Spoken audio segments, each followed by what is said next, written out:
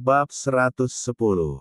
Liu Mei. Ekspresi Wang Lin normal saat dia dengan dingin berkata, "Bicaralah."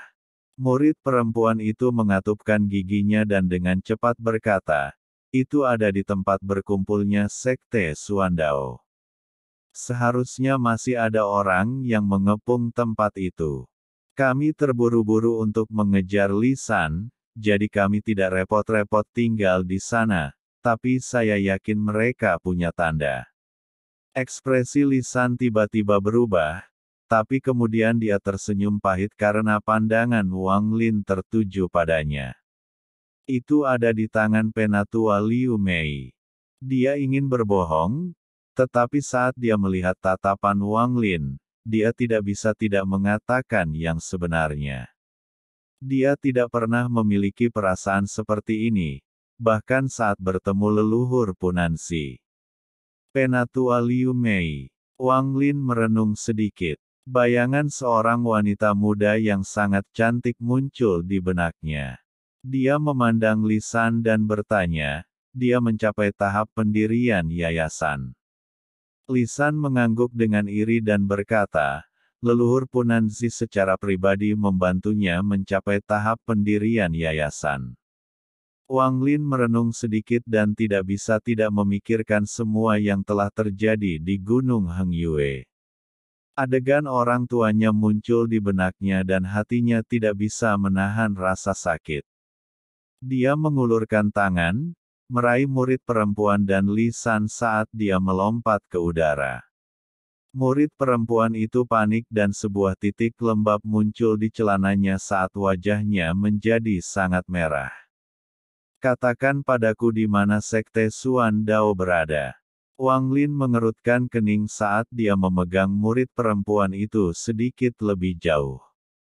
Murid perempuan itu dengan lemah menunjuk ke suatu arah dan Lisan juga menyerah dan memberikan arahan yang lebih rinci. Wang Lin tidak mengatakan sepatah kata pun dan dengan cepat bergerak maju. Setelah beberapa saat, mereka tiba di tempat berkumpulnya Sekte Suandao di bawah bimbingan keduanya. Tanah benar-benar berantakan. Jelas bahwa ada pertempuran sengit di sini sebelumnya. Setelah Wang Lin tiba, dia melambaikan tangannya dan murid perempuan serta Lisan jatuh ke tanah. "Kamu boleh pergi." Wang Lin menatap murid perempuan itu dan berjalan menuju tempat berkumpulnya Sekte Suandao. Murid perempuan itu dengan hati-hati mundur. Setelah mundur lebih dari 200 meter, dia melompat ke atas pedang terbangnya dan melarikan diri secepat yang dia bisa secara fisik. Nada suara Wang Lin polos saat dia berkata, "Lisan, panggil orang-orang dari Sekte Suandao. Saya hanya ingin token, bukan untuk membunuh orang." Dahi Lisan dipenuhi keringat saat dia mengeluarkan batu giok dari tasnya dengan senyum pahit. Dia memegangnya di dahinya. Setelah beberapa saat, dia melemparkannya ke depan. Giok itu ditembakkan seperti anak panah sampai tidak terlihat. Setelah beberapa saat, cincin cahaya muncul di tanah. Mereka kemudian menjadi pilar cahaya. Di dalam pilar, ada 10 orang duduk bersila di tanah. Di antara mereka ada seorang gadis cantik yang akan membuat jantung siapapun berdebar kencang. Ekspresinya serius, tangannya membentuk vas, dan ada kemoceng melayang di atas kepalanya. Kain lap ini seperti rambut putih saat gelombang cahaya putih menyebar darinya. Mata Wang Lin berbinar saat dia melihat wajah 10 orang ini. Gadis itu tiba-tiba membuka matanya. Ketika dia melihat Lisan pada awalnya, dia tidak peduli, tetapi ketika dia melihat Wang Lin di sebelah Lisan, dia terkejut. Setelah dengan hati-hati melihat Wang Lin, matanya mengungkapkan cahaya aneh. Dia melambaikan tangannya dan kemoceng mendarat di tangannya. Pilar cahaya perlahan menghilang. Di antara 10 orang itu, ada pemuda berusia sekitar 30 tahun yang memandang Wang Lin dengan ekspresi rumit dan berkata, "Wang, kakak laki-laki Wang, lama tidak bertemu." Orang ini adalah saudara laki-laki Liu Mei, Liu Feng. Wang Lin memindai dia dengan indera ilahi dan menemukan bahwa dia juga telah mencapai tahap awal pendirian yayasan. Namun, energi spiritualnya tidak stabil. Jelas bahwa dia baru saja memasuki tahap pendirian yayasan. Wang Lin menatap mereka dan mendesah sambil berkata, "Sekte Suandao, lupakan saja. Serahkan token Anda dan saya tidak akan mempersulit kalian." Salah satu dari 10 murid Sekte Suandao, seorang lelaki tua, berdiri dan menghela nafas. "Sungguh junior yang arogan, meminta kami untuk segera menyerahkan token kami." "Liu Fen, apakah kamu mengenalnya?" Liu Feng tersenyum kecut dan berkata, "Magang senior Ma, dia adalah Wang Lin." Pria tua bernama Ma itu terkejut dan kemudian dia mencibir, "Jadi kamu. Tetapi meskipun Anda telah mencapai tahap pendirian yayasan, Anda tidak berhak untuk sombong di hadapan kami." "Enyahlah." Dengan itu, dia melambaikan tangannya dan embusan angin kencang bertiup ke arah Wang Lin. Wang Li bahkan tidak mengelak. Saat embusan angin mencapai jarak 5 meter darinya, itu berubah menjadi potongan es dan jatuh ke tanah. Pada saat yang sama, ada kilatan cahaya hijau dan tubuh lelaki tua bernama Ma itu bergetar saat sebuah lubang raksasa muncul di dadanya. Kemudian, seluruh tubuhnya membeku dan dia mati. Wang Lin memiliki perasaan yang kuat bahwa setelah energi spiritualnya berubah, ada niat membunuh yang kuat di benaknya. Dia hampir kehilangan kendali berkali-kali, jadi dia menyerah untuk mengendalikannya. Pedang itu menyala hijau saat berputar di sekitar Wang Lin dengan ujung mengarah ke Sekte Suandao. Jika seseorang melihat lebih dekat saat pedang itu terbang, itu akan berhenti, tetapi Wang Lin akan dengan cepat memaksanya untuk bergerak lagi. Ekspresi murid-murid Sekte Suandao sangat berubah dan Liu Feng tercengang saat jantungnya menggigil dan butir-butir keringat muncul di dahinya. Dia selalu melihat Wang Lin sebagai tujuannya dan ketika dia mencapai tahap pendirian yayasan dengan bantuan Punan Zi 1 tahun yang lalu, dia berpikir bahwa dia telah melampaui Wang Lin. Tapi melihatnya sekarang, tidak hanya Wang Lin yang sudah mencapai tahap pendirian yayasan, tetapi kultivasinya juga sangat aneh. Kakak magang senior Ma, yang berada di tahap pertengahan yayasan pendirian, meninggal setelah satu serangan dari Wang Lin.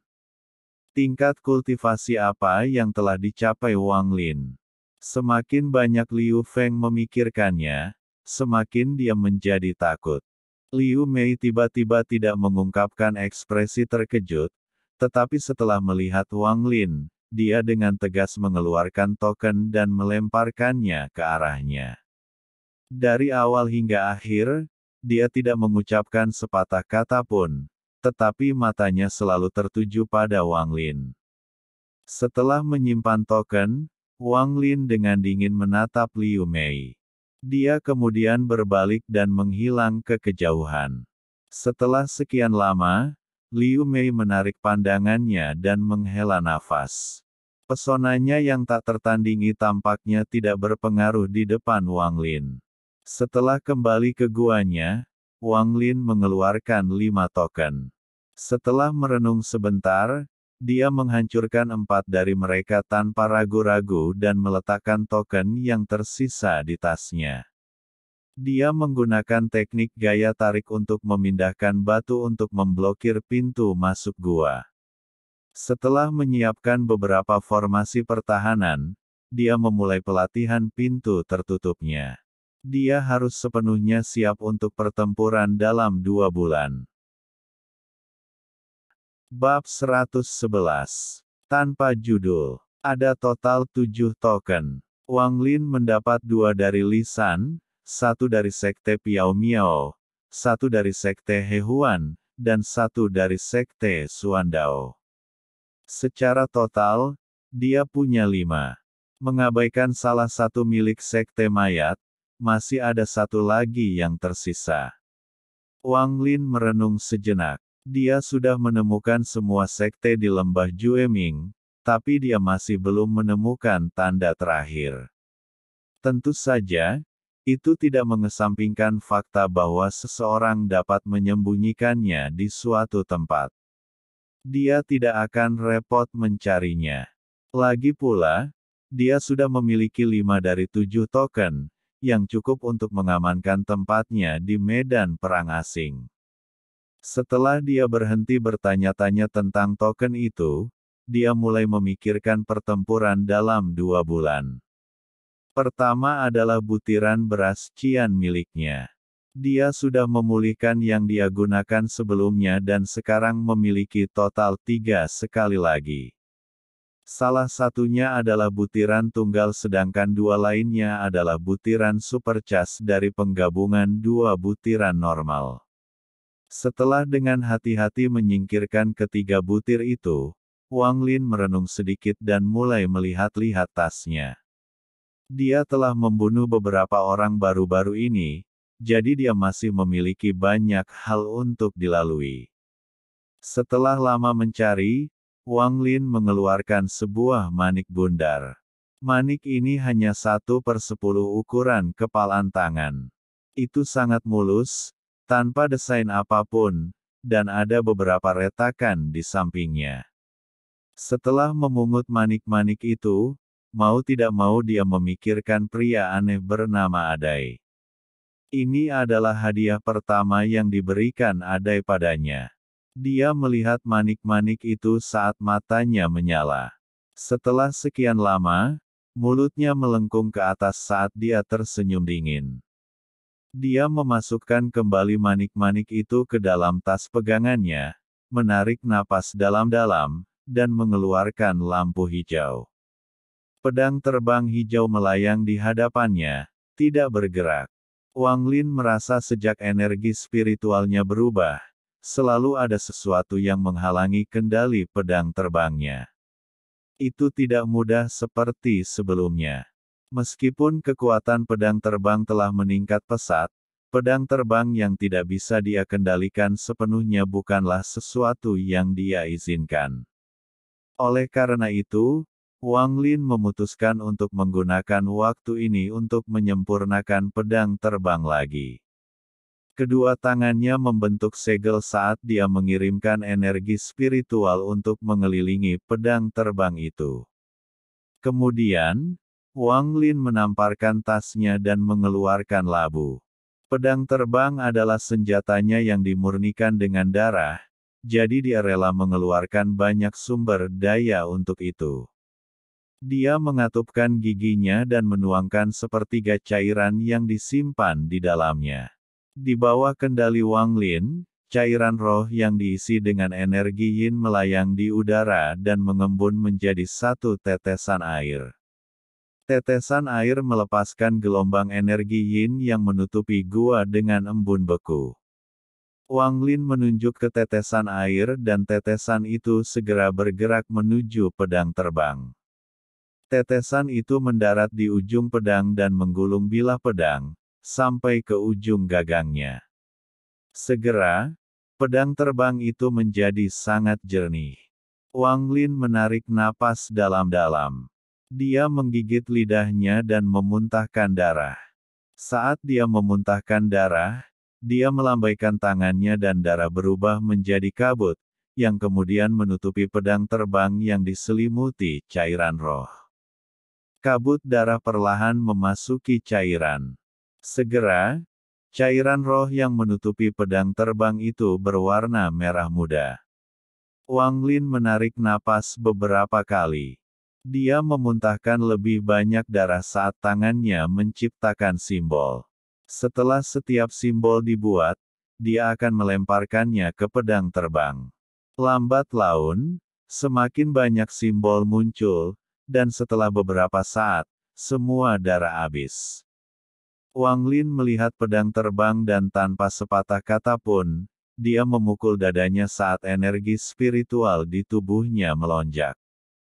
Dia mendorong dadanya ke dalam dan memuntahkan sedikit darah esensinya. Wajah Wang Lin menjadi pucat, tapi dia tidak ragu saat dia menggambar simbol dengan darah itu. Semakin banyak simbol muncul, bersama dengan bantuan darah esensi, cairan spiritual di sekitar pedang terbang sudah menjadi merah tua dan bahkan berubah menjadi ungu. Setelah tetes darah terakhir berkumpul di pedang terbang, Wang Lin berkonsentrasi dan berteriak, "Kumpulkan!" Dengan dengungan, pedang terbang itu bergetar hebat dan mulai bergetar semakin cepat. Wang Lin tidak panik saat melihat pedang terbang itu. Tangannya terus-menerus membentuk segel. Tak lama kemudian, energi spiritual yang mengelilingi pedang terbang mulai mendidih dan mengeluarkan asap putih seolah-olah sedang dipanggang. Semakin banyak asap putih muncul, jumlah cairan berkurang. Akhirnya, semua cairan menghilang. Melihat pedang terbang itu, meski masih hijau, ada urat merah di permukaannya dan ukurannya hanya setengah dari ukuran aslinya. Yang paling mengejutkan Wang Lin adalah gagang pedang itu hampir hilang seluruhnya. Sebelumnya, rasio gagang dan bilah pedang adalah 1:5, tapi sekarang rasionya adalah 1:15. Seseorang pada dasarnya dapat mengabaikan gagangnya pada saat ini. Apa yang tidak diketahui Wang Lin adalah bahwa pedang terbang yang telah disempurnakan darahnya ini perlahan-lahan berevolusi. Setelah evolusi ini mencapai fase terakhir, pedang terbang akan mendapatkan properti Jirilem dan akan menjadi sangat kuat. Wang Lin menguji pedang terbang itu dan menemukan bahwa pedang itu bergerak beberapa kali lebih cepat dari sebelumnya. Ketika dia menggunakan kekuatan penuhnya, itu sangat cepat sehingga dia tidak bisa lagi melacaknya dengan matanya.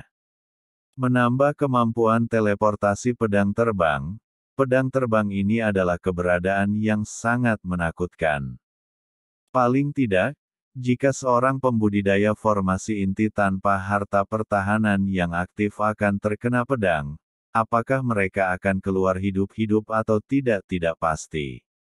Ini adalah kekuatan Jirilem pada harta ajaib. Itu memungkinkan harta ajaib menembus batas-batasnya dan mencapai titik ekstrim. Tapi saat melawan kultivator jiwa yang baru lahir, itu masih belum cukup. Bagaimanapun, Wang Lin hanya pada tahap pendirian yayasan. Bahkan dengan Jirilem, dia terlalu lemah. Jirilem hanya akan menunjukkan kekuatannya yang sebenarnya ketika Wang Lin masuk ke tahap Naschen Soul. Saat itulah teror Jirilem dimulai. Pedang hijau kecil saat ini bahkan lebih halus. Irisan es biru muncul dan menghilang dari pedang terbang. Semuanya tampak sangat aneh. Wang Lin menelan pedang terbang itu lagi. Matanya berbinar saat dia menghitung waktu dan menemukan bahwa dia telah menghabiskan 1 bulan menyempurnakan pedang. Wang Lin memutuskan untuk menghabiskan bulan yang tersisa berkultivasi di dalam manik yang memberontak surga. Dia yakin bahwa dia bisa menembus ke tahap pertengahan yayasan pendirian pada akhir bulan. Bab 112. Tanpa judul. Begitu dia mencapai tahap pertengahan pendirian yayasan, dia akan dapat menggunakan beberapa teknik yang kuat, seperti salah satu dari sekte mayat yang memungkinkannya memanggil hantu untuk bertarung demi dia. Untuk mendapatkan bendera jiwa dari Teng Huayuan selama pertarungan mereka, Wang Lin memeras otaknya untuk mencari ide. Setelah membuat keputusan, dia mengeluarkan labu dengan cairan roh, menyentuh manik itu, lalu memasuki surga yang menentang ruang manik. Wang Lin sudah lama tidak berkultivasi di dalam manik. Melihat ruang tanpa batas, ada masa gas abu-abu di atasnya. Dia merasakan tekanan kuat yang berasal dari gas. Area itu dikelilingi oleh lampu tipis dan panjang yang sangat redup. Ketika Wang Lin pertama kali memasuki manik, badan cahaya ini tidak bergerak, tetapi setelah elemen air selesai, badan cahaya mulai bergerak secara acak. Wang Lin berdiri di dalam ruang dan mencoba menyentuh tubuh cahaya, tetapi tangannya langsung menembusnya. Tampaknya Wang Lin dan tubuh cahaya ini berada di pesawat yang berbeda, jadi tidak peduli seberapa keras dia mencoba menyentuhnya, dia tidak akan pernah bisa. Meskipun dia tidak bisa menyentuhnya, dia bisa dengan mudah mengendalikannya dengan pikirannya. Hanya dengan sebuah pemikiran, cahaya akan mulai bergerak, membentuk pola, menyebar, atau memadat. Selama Wang Lin memikirkannya, cahaya akan bereaksi. Wang Lin telah menanyakan Si Tunan tentang lampu, tetapi bahkan Si Tunan tidak yakin apa yang sedang terjadi.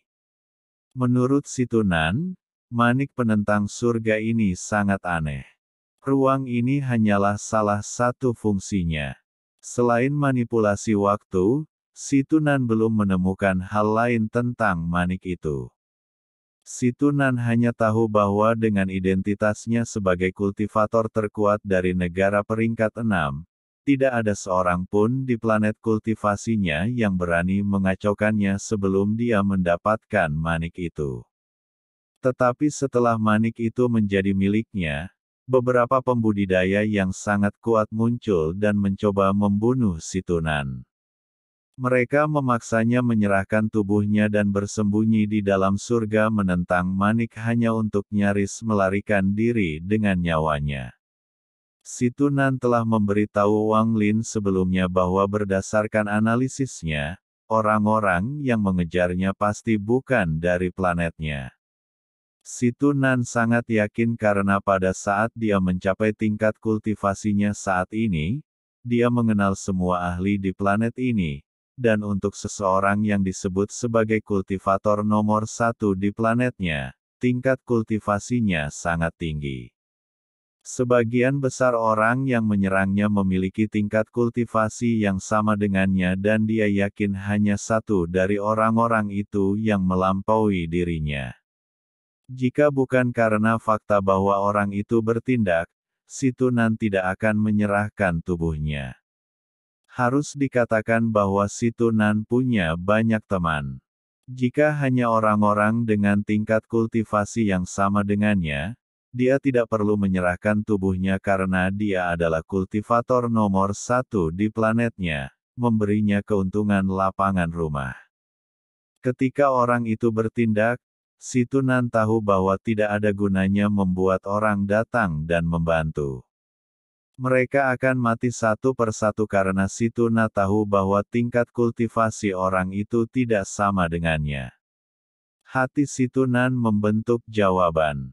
Orang itu pasti berasal dari negara budidaya peringkat 7. Memikirkan jawaban ini, manik penentang surga menjadi semakin misterius. Sesuatu yang bahkan akan diperjuangkan oleh negara budidaya peringkat 7 pasti merupakan harta yang sangat berharga. Si Tunan memberitahu Wang Lin semua ini dan memperingatkannya berkali-kali untuk berhati-hati. Jika ada yang mengetahui tentang manik ini, maka keduanya pasti akan mati. Si Tunan menghitung bahwa jika orang itu benar-benar berasal dari negara budidaya peringkat 7, maka akan mudah bagi mereka untuk mengirim perintah pencarian ke negara A peringkat 6. Karena itu, mereka harus sangat berhati-hati. Wang Lin memikirkan semua ini di dalam hatinya. Tetapi mengabaikan fakta bahwa manik penentang surga ini mungkin memiliki fungsi lain. Manipulasi waktu saja sudah cukup menantang surga. Bagi para pembudidaya, tingkat kultivasi adalah kehidupan. Setiap kali seseorang mencapai tingkat kultivasi baru, rentang hidup mereka meningkat.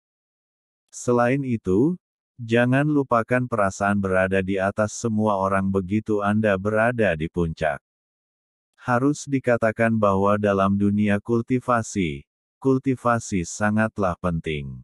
Apa yang dimaksud dengan pembudidaya fana dan kondensasi Qi untuk pembudidaya pendirian yayasan? Meskipun mengatakan bahwa mereka bahkan tidak sejajar dengan anjing dan babi agak jelek, seperti itulah dunia kultivasi. Demikian pula, di mata kultivator Naschen Sol, kultivator formasi inti dan pendirian yayasan dipandang sama dengan kultivator manusia dan kondensasi Qi. Dan jika seseorang berada pada tahap transformasi jiwa, maka siapapun pada tahap pemutusan roh dan di bawahnya adalah orang yang dapat mereka bunuh sesuka mereka. Mata Wang Lin menunjukkan tatapan penuh tekad.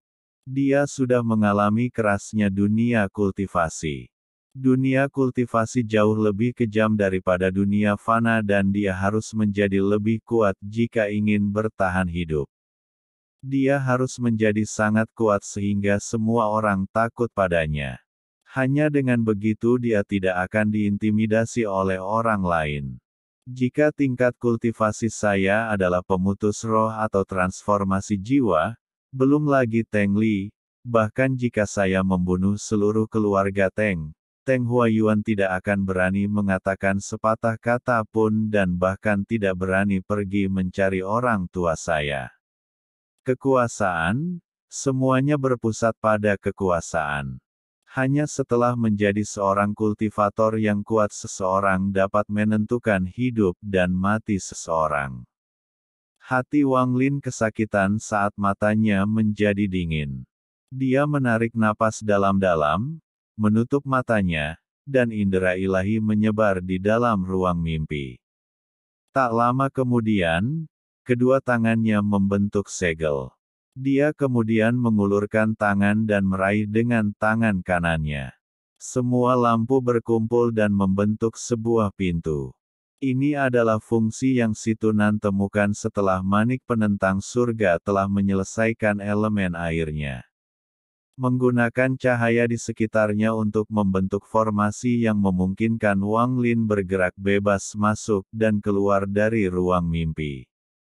Wang Lin melangkah ke pintu. Tempat ini masih berada di dalam surga yang menentang ruang manik, tetapi sekelilingnya terlihat berbeda. Sebelum Wang Lin, ada raksasa setinggi lebih dari 30 kaki yang melayang di udara sambil duduk bersila. Ada banyak benda yang memancarkan cahaya di sekitar raksasa itu. Setelah diperiksa lebih dekat, sosok raksasa itu sangat polos. Tetapi sepertinya ada energi yin yang berkumpul di sekelilingnya. Tubuhnya tidak kokoh, terutama dadanya yang berlubang raksasa dan sepertinya siap menghilang kapan saja. Ada gelombang fluktuasi energi spiritual di sekitar tubuhnya. Pada titik ini, mata raksasa itu tertutup, tubuhnya bersinar, dan sama sekali mengabaikan Wang Lin. Wang Lin menatap raksasa itu.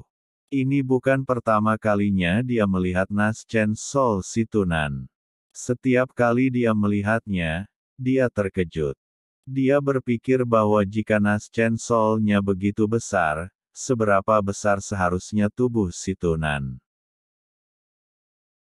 Alhamdulillahi jazakumullahu khairo. Oke, cukup sekian novel kali ini. Mungkin ada kata-kata yang kurang pas, saya minta maaf yang sebesar-besarnya. Semoga yang sudah baca Allah paring kesehatan, rezeki yang barokah, dan umur yang panjang. Amin. Untuk membantu admin jangan lupa klik tombol subscribe ya.